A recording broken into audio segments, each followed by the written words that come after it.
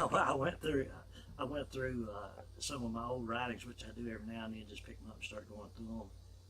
And I even blogged that on the old journal space, just my thoughts at the time, what I was going through. And I thought, man, people read this, I think I'm a nut, which I guess I am. But anyway, it's all interesting to me when you think about life and what it gives you. And in the end, it ain't gonna make no difference. It's all your controlled folly. Just enjoy it. Explain controlled folly Uh, the best way you can.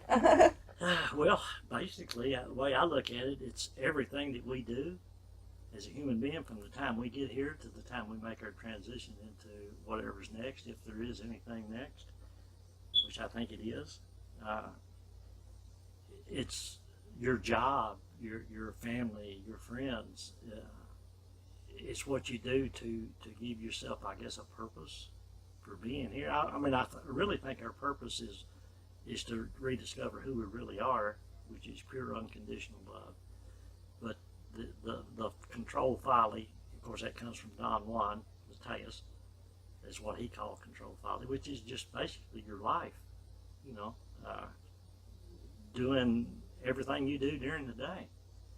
And in the end, it doesn't make any difference. So you got a choice. You want your controlled folly to be something you enjoy, or you want it to be something that brings you heartache and distress and makes you miserable. And I guess the term controlled folly would be folly, which is something that's really silly. It doesn't mean anything. So that's the way I look at controlled folly. It's just the stuff that you do, which don't amount to nothing. Enjoy it. Figure out what it is you want yours to be, and then just go with it. But don't let it consume you. And part of our controlled folly would already be created, though, from the collective conscious when we come into it, based on our domestication, indoctrinations. Right, I agree, yeah. Our language. Uh-huh. Yeah, numerology, yeah, it's an interesting subject. That's one of the things that keeps popping up with this Q stuff. There's this one guy on YouTube, and I even messaged him, told him that I was really interested in his whole numerology stuff, and he never messaged me back. But he's convinced that part of the Q team is JFK Jr., and that JFK Jr. faked his death. I ain't buying that one. That's possible. Oh, I think it's completely possible. I'm not totally buying it either, except that on some levels, with all this stuff, it's the only thing that would make sense if you don't think Trump's another puppet. All politicians are probably puppets in some regards. But yeah, all the different theories. Elvis is still alive. How old would Elvis be now if he's still alive? He'd be old now. I'm sure there are probably people that have faked their death before, but yeah, that's kind of like... There's always that. Like Jim Morrison, people said he faked his death. Mm-hmm. And then there's the whole Paul McCartney thing, that the original Paul McCartney died in a car crash, and that the Paul McCartney we have now is not the original Paul McCartney. Yeah, I ain't buying that one either. That one's pretty, I like that one. All those are fun to think about, but I know how things like that get started. People just sit around, they make up stuff, and then next thing you know, a few people hear about it and they jump on the bandwagon. And any of those conspiracy theorists, they give you they lay things out the way they perceive things, and it makes it sound like, whoa, no, that's right, that's got to be right. But I ain't buying it. Elvis is dead. Paul McCartney is Paul McCartney, and John F. Kennedy Jr. is dead. But you know what? I'm wrong a lot, so I'd be afraid to say it. And again, it doesn't matter. It matters to them, I guess. Oh, what was the other one? Oh, I had a thought and then it just went away. We just started running. Oh yeah, like the whole flat Earth thing. I had listened to a podcast like 2-3 years ago on it, and it sounded compelling. And I honestly, I don't care if the Earth is round or flat. There's a lot more. There's a lot more interesting things that I'd rather. Well, yeah, but talk about. The people can make an argument for the Earth being flat, and that makes sense. But then you think about it. You think about what you see. I mean, anything's possible, but it's all an illusion to start with. But if you look up in the sky and you see the moon, which some people say it's not really a moon. I've heard that too. Yeah, there's people living on it, and bases and aliens and all this kind of good stuff, which is possible. But everything I look up in the sky and see is round, right? So I'm thinking, chances are the Earth's probably round too. And then again, yeah, but they're saying it's a round, flat disc. Yeah. I just can't believe how. Well, it would have to. If it almost mainstream this theory has gone in such a short period of time.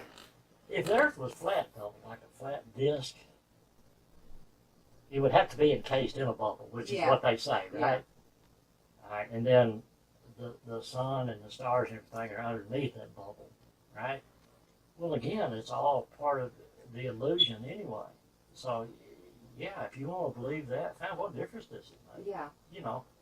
But no, I'm saying there's so many things, like if the Earth is flat and we got a bubble here to keep the water from running off the sides or to keep people from walking off and, just disappearing into space, that would be a hard illusion to cover up or conspiracy. I mean, because there's too many people involved. That's just like the theory that we've never landed on the moon, that it was all a hoax, filmed on camera, which is possible. But again, I'm thinking, oh my gosh, look how many people would be involved in that cover-up, Because of all, I don't know how many astronauts NASA's had over the years, bunches and bunches, right? They've all been in outer space, or say they have.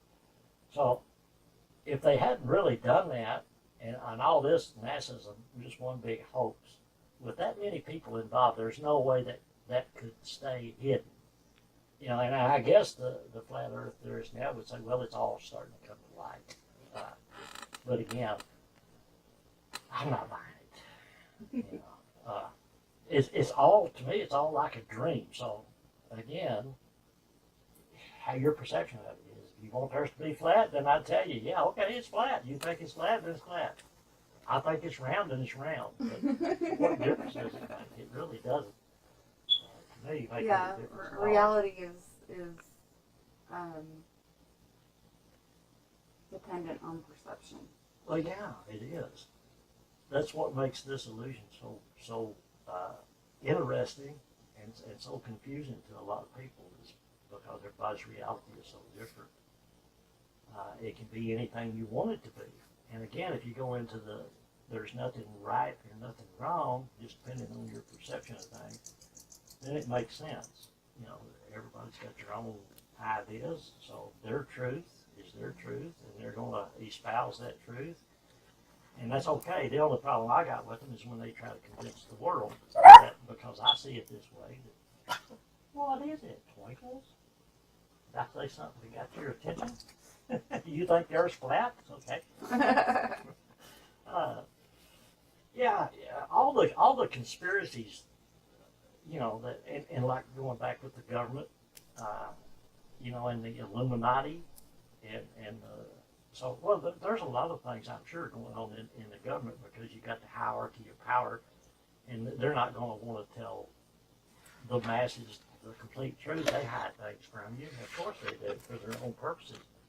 But again, so many of those conspiracies, it's like you couldn't cover all that up. There's too many people involved, and somebody's going to talk sooner or later. Studied aliens and got back all this. So somebody had to talk, right? So again, you can't cover all that up for very long. So the truth will eventually come out. But again, the truth that comes out is going to be that person's truth. That's just like everything that we, society, accepts as normal or as real. If you think about it, it's just the majority of people who lean toward this perception of things. And that gets to be what people think is the norm, so they accept that, and they don't think about it, they just accept it and go on with it and say, well, this is the way it is. Do you think there's a collective conscious? Oh, yeah, I definitely do. It goes back to the Akashic Records, the collective consciousness, so to speak, is that there's nothing there, because we're all that one source. You know, we're all spirit. So we've got connections to everything that there is, or everything that there will be. So yeah, I think people tap into that collective consciousness, like the so-called psychics. I think that's probably what they're doing. They're just tapping into the collective consciousness. And I remember reading once about I don't remember who it was, but it was I don't know, somebody that was some kind of inventor, but they said that that's what they do is kind of tap into the collective consciousness, because everything is, there's nothing happening in the future and nothing happening in the past. It's all just one thing happening right now, and all the information is already out there, and you can tap into it. And this particular person was talking about, which I found interesting, is that somebody will come up with an idea for something new, and at the same time, they're usually not the only person that comes up with that. Just it'd be something totally new to society that we've never had before, and one person will usually get the credit for discovering this. But at the same time, when you go back and look, you'll find out that it wasn't just this one person, that people get the same idea at the same time, so to speak. Mm-hmm. Maybe a little different, however they color it with their own perceptions. So do you think like the collective consciousness of like the masses, like the sheep, I guess some people would call them, the ones that are look at everything as what most people call normal and don't step outside of normal, or don't, outside of their religion, outside of their political, whatever, you know what I'm saying. I do. Do you think that their collective conscious helps create our controlled folly that Sure it does. we have to deal with? Sure it does, yeah. I think so, yeah. I mean, that just makes sense. You take politics or religion or anything like that, for example, where you got the hierarchy that makes the rules, sets the rules, depending on their belief system. And then they spread that out enough, and they're so adamant about it. And again, like we talked about earlier, when you believe something that's true for you, you can make a valid point. You can make it sound so good that a lot of people who, like the ones you're talking about, who don't really want to take time to think for themselves, they just had rather, it's easier for them just to accept what's considered normal. So what everybody else is telling them, they will grasp onto that. And it's kind of ironic because they feel like that is their belief system. But actually, what are they doing? They're just mirroring somebody else's perceptions, right? Right. And that's why, I think that all of us would be better served if we would just start thinking for ourselves instead of just accepting whatever is thrown out there. Yeah, somebody comes up with a new theory or anything. What I try to do is just think about it on an inward level and see how it feels to me. I don't just accept it, but I think a lot of people do that. They just, for whatever reason, that's part of their control folly, is they just had to soon let somebody else come up with all the rules, and then they do their best to follow those rules. And like I say, they attach that as their philosophy, and they don't never go any further than that. I think you're better off to come up with your own belief system by taking bits and pieces of what you see and what you hear. And that's how all the new stuff gets started, is people come up with their own ideas about something. And like I say, they sound so, they put it out there. A lot of people's got a gift where they can take the biggest lie in the world and make it sound so true that a whole lot of people will jump on that bandwagon.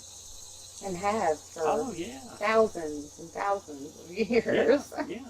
It's some things, everything is changing, nothing stays the same, but the collective consciousness is very interesting because it does. And you was talking earlier about all the stuff going on in the world now, that a lot of people are saying, this is the Armageddon, so to speak. This is good against evil coming to a head. But that's been around. If you go back and study the history of us as human beings since we got here, it's always been that, and it always will be. And civilizations have rose and fell, and that's nothing new. And I think it's just a cycle of humanity. Whether or not any ancient aliens or current aliens have anything to do with that, I think that's a whole nother subject. But that's, it is. A possibility. And one thing that I'm having a really hard time pinpointing, I watched a documentary that it's really good, simple, and basic documentary, and it was pretty much stuff I already knew, but I loved the way that they presented it. But they were talking about the age of Pisces and that we were coming upon the age of Aquarius. Mm-hmm. Some people say that we've already entered it. And see, the age of Pisces is the fish, so that's like, the fish are the symbol for Jesus. And like before that, it was like was it the bull? I think it was the bull. It's all astrological, and there's ages, and there's so many thousands of years long, and so some people are saying that we're almost in the age of Aquarius, or some people say that we already are, and that's why all this big change is happening, because we're going from the age of the fish to the age of enlightenment. Yeah. Well, I know think it's really interesting. Yeah, it is, and I think that's true, because I think things do run in cycles. I know from my own personal life, it seems like to me the periods that the cycles I go through are usually anywhere between 7 and 10 years. And now that I've gotten older and I look back and remember where I was at, and then take that starting point and project like 7 to 10 years, and see what all happened to me there.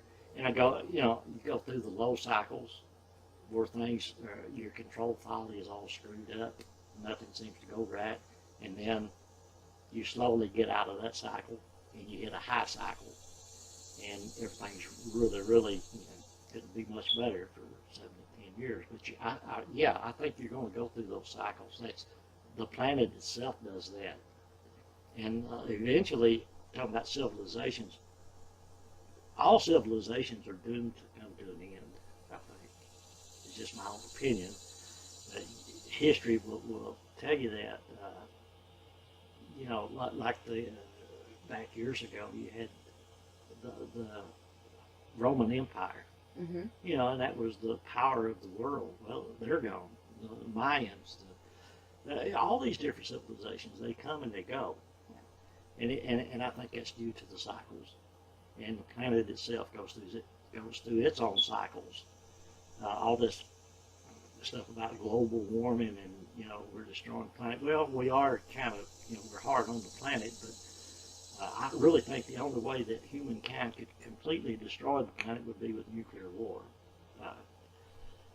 I'm all for conserving nature and taking care of the planet the best way you can, but I don't care what we do as human beings, the planet's going to do what it's going to do. And eventually, all life, I think, on this planet will come to an end. This civilization we're in now will come to an end. From there, but then I think it starts over as another growth period. But again, it's all ControlledFolly, it's all illusion. So the best thing I figured out is just go with the moment, stay in the moment, and enjoy that, because you don't know what the next cycle is going to bring. Just try to make the best out of it. I was searching for this Joseph Campbell quote earlier because, if things could get really weird and things could get kind of really bad as a society as far as the amount of control that the powers that be could start to have over us, or probably already do and we don't even know it. But like the theory of geoengineering and all those different rabbit holes and everything. And I had to find the quote because I couldn't quite remember exactly what he said, but he was talking about myth and how we don't have a mythology anymore, and that the function of myth, and this is the one that I think everyone must try today to relate to, and that is the function of how to live a human lifetime under any circumstances. Yeah, I like that. Yeah. I think that's true, because everything is going to change, and as we need to change along with it. So you need to learn how to survive with whatever life throws your way. You get knocked down, you get back up. You go through the cycle where it's a down cycle, so to speak. You just muddle your way through that the best way you can. But it's interesting too. You talk about the powers that be, and they're controlling us to a certain point. Well, controlling society, not necessarily that in which they do control a lot because people don't think for themselves. That's true. But I mean more controlling our society that we live in. Right. Unless you're lucky enough to just go out in the middle of nowhere and be a total hermit. Yeah, I remember telling this one fellow was talking about, and he was talking about conspiracies about the government and how we're all controlled, we're assigned a number, and we don't really have no say-so in anything. And I told him, I said, well, what I've found in my own experience is you got to learn to play the game. You got to go along and play the game with your ControlledFolly, so you can go ahead and be who you want to be without being controlled. And he said, well, you don't think you're controlled? And I said, no, ain't nobody controlling me, He said, but look, he said, even the house you live in, the government can come take your house. They make you pay taxes on it. I said, what? Yeah, and that's part of the game. Mm-hmm. I said, because I choose to play that. I want to live in my house, so I pay the taxes on it, right? But I told him, I said, I'm not controlled. I said, if I didn't want to play that part of the game, I said, I could get me a backpack and, some stuff, and I could go live out in the wilderness, never pay any more taxes. I don't choose that because, one thing, I wouldn't survive. But, again, it depends. You have to go along with things to a certain extent, but you don't have to be controlled. But that's where people, I think, get in trouble, is they get so involved in what they're supposed to do or what other people are telling them they should do or how they should live, and they just accept that. You get past that. Go ahead and play the game as much as you want to, but just remember, don't give your power away. And that's to me, that's what I've been working on a lot within the last few years, is regaining my own personal power. Because we give our power away all the time, and we don't even know we're doing it. It's so easy to do that. I can't think of any examples right offhand, but if there's something you want to do, or a certain way you want to live your life, but still you got, okay, well, I've got all these other people that are, my husband, my wife, my kids, my friends, my job, and you got all this. So you, instead of being who you want to be, you focus all your attention on trying to be what society thinks you should be. So you're giving your power away every day, and you don't even know it. I gave my power away for years. Well, most of us do. I know I did, and I still do that to a certain extent. I think we all do. On some level, I think you almost have to. Well, and because you do have certain responsibilities, and right. You do, because it can cause a lot of conflict when you choose not to give that power away too. If you get to the point where you say, okay, I'm just going to concentrate on myself, and I ain't going to be concerned about nobody but me. So you got all this power, but what are you going to use it for? Nobody wants to be around you because you're not doing anything for them. You know, you're not. They just look at you as a nut, a screwball. You know. And going back to cycles, I think that goes in cycles too, because you have to, whether it's on a daily or a weekly or a yearly or whatever, you have to stop and recharge yourself if you're aware that that's even something that you have to do.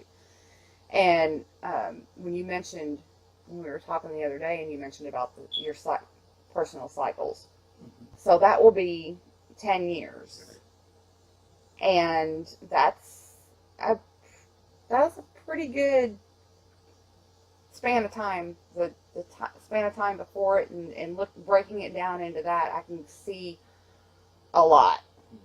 And with it coinciding with the starting of this, and like when you came back to visit me, and we kind of got started talking about doing a podcast and everything, it almost exactly matches up. Right. And again, I think each person's individual cycles that they go through, to me, you know, mine, as I've looked back, like I say, it's been normally between 7 and 10 years. That doesn't mean that's true for everybody. Right. Somebody may get there's probably people right now tell you, I've been in a high cycle all my life. Well, maybe they have. I hope they have. But you know, I don't know how long it lasts for them. But yeah, that's just what works for me, about 7 to 10 years. So hopefully now, I'm starting a high cycle, and I'll stay in that till I die. 10 years from now, I'll be ready to go. So I'm ready to go now. But yeah, you need to kind of hang on to your power and not give it away.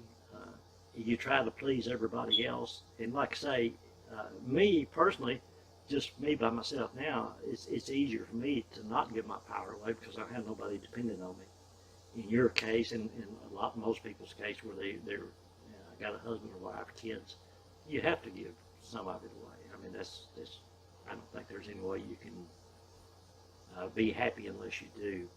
You know, because you want to give to other people too, and you want to take care of those that you love. So that will entail giving away some of your power. But I think, like my buddy Christopher is quick to remind me, our own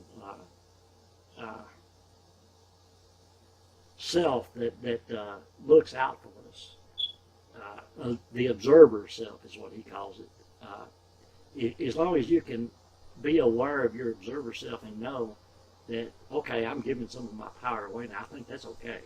It's whenever you start giving it all away and you don't realize it. And then all at once, you wake up one day and you think, man, I'm miserable. You know, I'm not happy. And what happened? And if you go back and look, you think, well, there it was. I was giving all my power away without knowing it. And now I don't have any. You get depleted. And you said earlier about having to recharge. I know that works for me, and I do that often. I just get out in nature, and take a night or evening or afternoon or whatever time I need, and just get out away from all the control folly, everybody else, their needs and their wants, and I forget about I don't need anything. None of us need anything. We are everything, so you don't need anything. You already got it. If we're all spirit, which is the one cause that is all life forms, that is everything that you see in this illusion, then that would necessarily tell me that you are that thing that you think you need, so you don't really need it, right? Mm-hmm. So you already got it, you just don't know it. But yeah, giving your power away, you got to recharge and you got to reclaim your power if you want to be the person you want to be. And that's another thing. I think a lot of us, I know I spent most of my young adult life, I didn't know what I wanted to be or who I wanted to be. And I think that's very important is first thing is to decide what kind of human being you want to be. And again, there's no right or wrong. If you want to be a user, an abuser, or whatever, you know, well, that's your path, that's your choice. That path don't have heart for me, thankfully, but there's a lot of people that seem to be content with that path. At least they convince themselves they're content. I don't think any of us can be really, really happy and content with ourselves until we do try to remember who we really are, which is spirit, unconditional love. And then that entails, I think, if you get to that point where you understand that, at least for me, it makes me want to be a better human being. So, use your power wisely. Don't give it all away. But we will, you know, and you'll go through the periods when you get down or you feel like nothing's going right. You might even get depressed. And I think that's the moment when you need to stop and take a look and say, okay, I've given my power away here and there or wherever, and I need to reclaim it.